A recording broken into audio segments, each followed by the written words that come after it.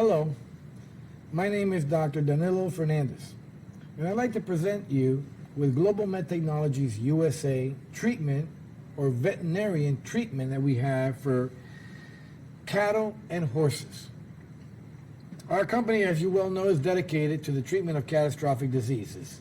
And one of these diseases that we consider catastrophic in the animal kingdom is laminitis. Just to give you an example, Secretariat, a great horse, racehorse, and Barbaro were both euthanized because of laminitis. It's truly a dreadful type of syndrome. It's a condition that the horse goes into either due to toxicity or due to overgrazing, which causes the toxicity, the inflammation, and so forth down the line. But it's also caused by different hormonal changes that you may have, and aldosterism, which is a disease that also you can find in humans. This is a horse that we tested, the Antioqueñita in Colombia, South America, which is where we've done our tests. This is a prostration and the burning of her soles. You can see the soles of her foot where she went on a 18-hour type of parade on asphalt. Then she overgrazed and so forth, and she just became ill with this condition. You can see after a month, we hadn't started to treat her yet, and after a month she was becoming very prostrated and very thin. And you can see here in this slide all the different type of ulcers that were forming on her. You can see that she had an ulcer on the back hinds, and these ulcers of course get infected. And when these ulcers get infected, well, then you have other infectious process begin with these horses as well. And when a horse goes down, that's it. Now I'm going to show you what laminitis more or less looks like for those of you that don't know. This is a video of the horse. You can see how it's like trying to not step, and the legs come into a V form because it reduces somewhat the pressure. And they just can't stand it. It gets to the point that they have to go down. And a horse that goes down eventually will graze everything around it, but once it's done grazing the grass around it, that's it. If it can't get back up, it will die of starvation. And worse, if you are an owner of a horse that's ever had laminitis, you know what I'm talking about.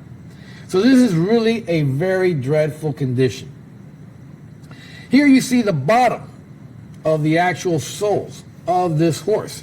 And you can see that coffin bone, what they call the last bone in a horse's anatomy, the coffin bone, starting to protrude out the bottom.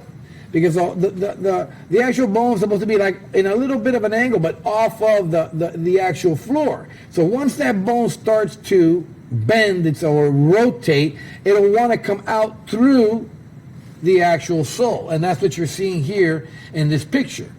The actual bone coming out the sole of the shoe of this horse. And this now is a condition that they call founders. Complete protrusion of that coffin bone, protrusion of that coffin bone through the sole of the horse's foot. Now, here we have the horse having the extraction process taken, and you'll see here how calm she is. You can see she's lying down. It's like she knew we were helping her. Okay, and she would lay calmly, and a horse has to offer or donate up to 5 bags of blood. So it just isn't one. We're talking about 5 bags of human blood, or 5 bags the size for a human treatment. A horse takes 5 of them. Okay, and then after we're done with that, you can see here the irradiation process already beginning with the 5 bags. And we can see it's already going through the cuvette and now starting to come out through the line into that second bag. Once we filled up the 5 bags, we reinfuse the blood back into the patient. This is what the actual horse's hoofs look like 4 months after recuperation. Okay, now I want you to take into account, because if you talk to any veterinarian, they'll tell you that a horse with this condition more than likely is euthanized. Put down.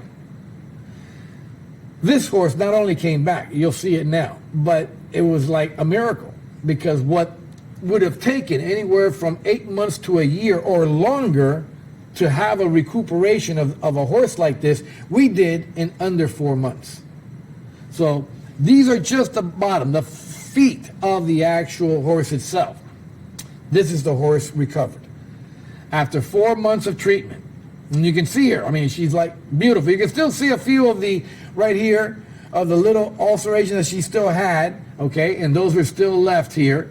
And then over here, you're going to see it. It's the same horse. This is the first picture you saw of the prostration with all the boots on, and it's the same horse, the exact same markings, okay? So it's the same exact horse.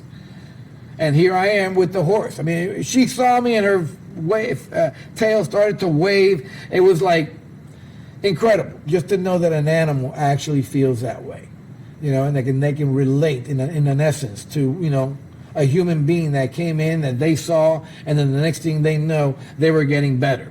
But now I want to show you what is the actual outcome. From a horse that you saw that could hardly stand on her own, check her out. It doesn't get any more rewarding than that.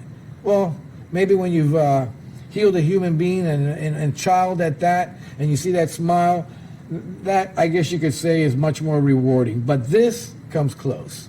And just to know that we were able to do this and save this horse and then save so many more that we treated over there, and to do it in record time. If we were actually to get a horse just beginning the process of laminitis, we'll have a complete resolution within 72 to 104 hours, 3 to 4 days. So think about that for you veterinarians out there. This is something you may want to try. And if you do, let us know. I thank you for having watched this video.